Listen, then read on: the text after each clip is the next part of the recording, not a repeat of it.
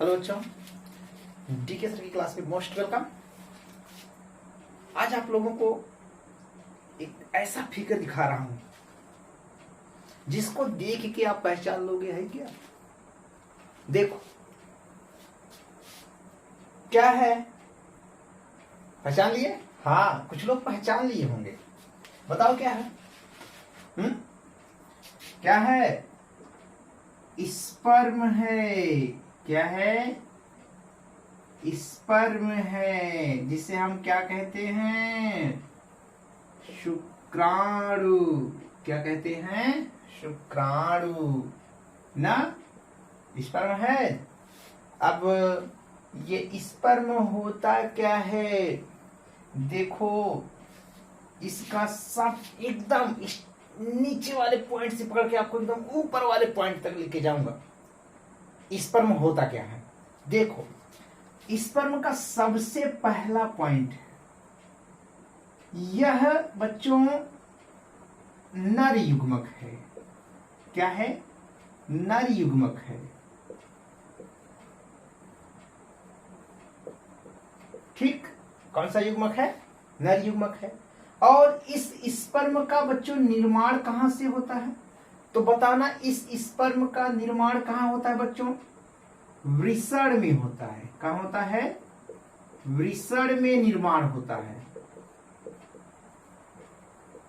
कहां होता है? वृषण में निर्माण। अगर पूछा जाए यह स्पर्म बनता कहां है तो कहां बताओगे? वृषण में बनता है। और वृषण में अगर पूछा जाए किस कोशिका से बनता है ना, तो बताना इपिथीलियम कोशिका से। इपिथीलियम कोशिका से। ठीक है। तीसरा पॉइंट क्या हो गया? ये भैया वृषण अंग में किस कोशिका से बनता है? इपिथीलियम कोशिका से। और अगर पूछा जाए इसकी लंबाई कितनी होती है तो बताना भैया इसकी लंबाई 60 मिलीमीटर होती है। और ये होता कैसा बच्चों? पतला होता है। कैसा होता है? पतला। ये क्या है? लंबा है। इतना क्या होता है? लंबा होता है। ठीक। अब और अगला पॉइंट भैया इसके क्या है कि इसके बच्चों कितने भाग होते हैं? तो इसके भाग बच्चों मुख्य रूप से 3 होते हैं। कितने होते हैं? 3। पहला बच्चों होता है शीर्ष भाग। कौन सा भाग? शीर्ष भाग। और दूसरा कौन सा है बच्चों? मध्य भाग। कौन सा भाग? मध्य भाग। और तीसरा कौन सा है? तीसरा है बच्चों पुच्छ भाग। कौन सा भाग? पुच्छ भाग। अब देखो है कहां ये भाग? ये आप एक दफा देख लो ऐसे। ये आपके भैया कौन से भाग हैं? ये भैया भाग हैं शीर्ष भाग। कौन से भाग? शीर्ष भाग, जिसे हम कहते हैं हेड। HEAD, head.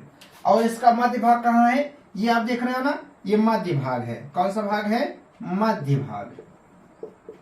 और मध्य भाग को क्या कहते हैं? मिडिल। क्या कहते हैं? मिडिल। और ये आप जो देख रहे हो ये, इसको कहते हैं बच्चों पुच्छ भाग। क्या कहते हैं? पुच्छ भाग। और पुच्छ भाग को कहते हैं बच्चों टेल। ठीक। तो बताया गया कि शुक्राणु के कितने भाग होते हैं? 3 भाग होते हैं। कितने भाग होते हैं? 3 भाग होते हैं। शीर्ष भाग, मध्य भाग और पुच्छ भाग। अब इसमें होता क्या है आओ देखते हैं। ये इतना देख रहा है, ये ऐसे यहां से लेके यहां, ये ऐसे किसका आकार होता है? टोपी का आकार होता है। किसका आकार होता है? टोपी का। तो ये टोपी के आकार की जो संरचना दिख रही है, इसको बच्चों हम बोलते हैं एक्रोसोम। क्या बोलते हैं? एक्रोसोम बोलते हैं। क्या बोलते हैं? एक्रोसोम बोलते हैं। अब एक्रोसोम की बात हम कर लेते हैं। एक्रोसोम किसे कहते हैं? प्यार से बताना। शुक्राणु के शीर्ष भाग पे, ये शीर्ष भाग है ना, यहां से जाकर था। शुक्राणु के शीर्ष भाग पे टोपी के समान, किसके समान? टोपी के समान एक संरचना होती है जिसे हम एक्रोसोम कहते हैं। क्या कहते हैं? एक्रोसोम कहते हैं। अब इधर पॉइंट लिख लिया ना, इधर लिख लीजिएगा। अब देखो एक्रोसोम में होता क्या है, एक्रोसोम में बच्चों होता है हाइल्यूरोनिडेज नामक एंजाइम, हाइलूरो कह सकते हैं, हाइलूरोनिडेज एंजाइम, हाइलूरोनिडेज एंजाइम। अगर पूछा जाए कि एक्रोसोम में कौन सा एंजाइम होता है तो अब बताना हाइलूरोनिडेज एंजाइम होता है। अब ये हाइलूरोनिडेज एंजाइम करता क्या है, जैसे जब निषेचन के दौरान ये अंडाणु से मिलता है, किससे मिलता है, अंडाणु से, अंडाणु से मिलता है तो इसकी भित्ति को भेदने का कार्य करता है। तो भैया अगर पूछा जाए कि शुक्राणुआ का एक्रोसोम करता क्या है तो बताना मादा के अंडाणु को कब, निषेचन के समय, निषेचन के समय इसकी भित्ति को भेदने का कार्य करता है। और किसकी सहायता से, हाइल्यूरोनिडेज नामक एंजाइम की सहायता से ये क्या करता है, भेदने का कार्य करता। और ये जो देख रहे हो ये है बच्चों आनुवांशिक पदार्थ। कौन सा पदार्थ, आनुवांशिक पदार्थ,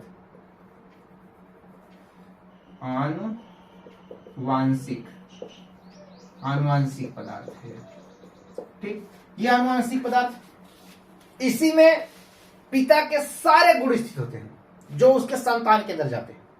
तो ये क्या करता है, निषेचन के दौरान जब अंडाणु की भित्ति को यह भेद देता है तो ये अपने आनुवांशिक पदार्थ को अंडाणु के अंदर छोड़ देता है।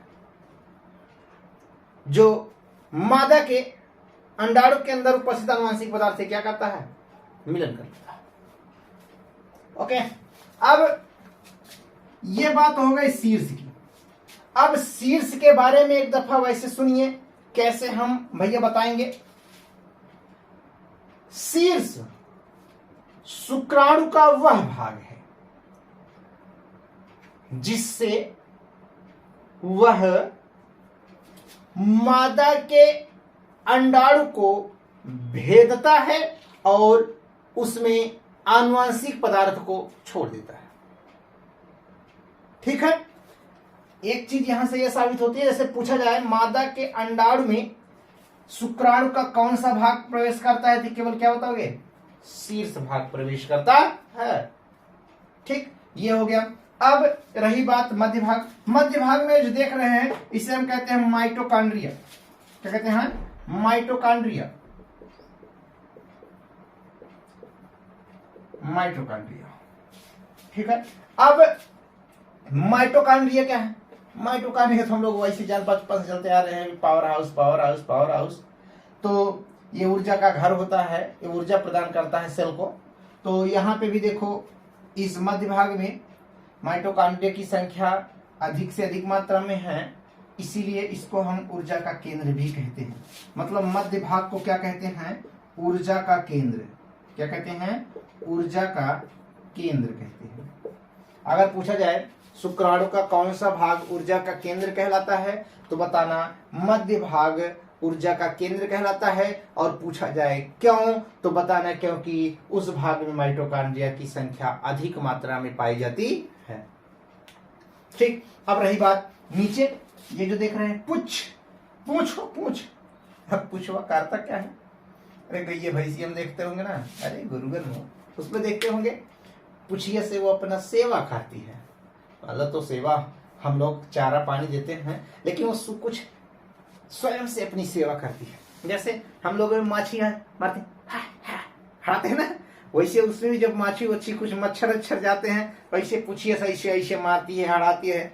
तो वो तो उसके पूछ का कार्य है। अब इसके पूछ का क्या कार्य है, तो अब इसमें तो भैया ये जहाँ रहता है वहां पे तो मच्छर माछी होंगे नहीं कि उसे क्या करेगा, ऐसे हड़ाएगा, भैया जा जा ना, हड़ाएगा तो नहीं। ये करता क्या है, इस पूछ से, इस पूछ से यह गमन करता है। क्या करता है, गमन करता है। गमन करने का मतलब इसको आगे की तरफ भैया ढकेलने अर्थात कह सकते हैं ठेलने का कार्य करता है, ताकि शुक्राणु तुम आगे की तरफ जाओ और जाके मादा के अंडाणु से मिलो।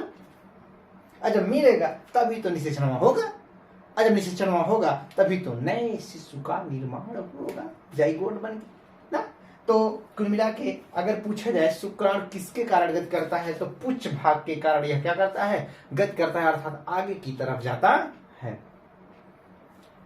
ओके, चलो ये शुक्राणु हो गए। शुक्राणु के बारे में एक बार वैसे सरसरी निगाह से सुन लीजिए तो आपको पता चल जाएगा कि शुक्राणु का सबसे महत्वपूर्ण कार्य क्या है। शुक्राणु का सबसे महत्वपूर्ण कार्य यह है कि इसी के द्वारा नए संतान की उत्पत्ति होती है।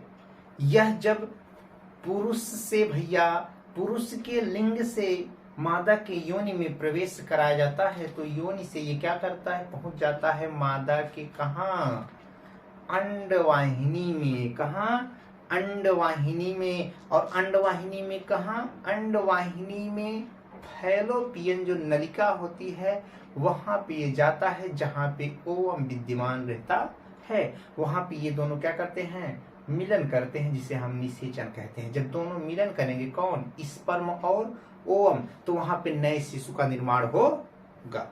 तो पहले वहां निषेचन कराने की जरूरत नहीं, पहले इसके बारे में हमें जानना है। तो आइए हम बता देते हैं एक बार फिर से, ये जो शुक्राणु है ये नर युग्मक कहलाता है। क्या कहलाता है, नर युग्मक कहलाता है। और इसका निर्माण कहाँ होता है, इसका निर्माण शुक्राणु का निर्माण कहाँ होता है, शुक्राणु का निर्माण अर्थात इसका निर्माण वृषण में होता है। कहाँ होता है, वृषण, जिसे हम टेस्टिस कहते हैं। और पूछा जाए कि टेस्टिसवा में कौन करता है तो बताना, टेस्टिसवा में भैया होता है का इपिथीलियम कोशिका, या कह सकते हैं जननिक इपिथीलियम कोशिका।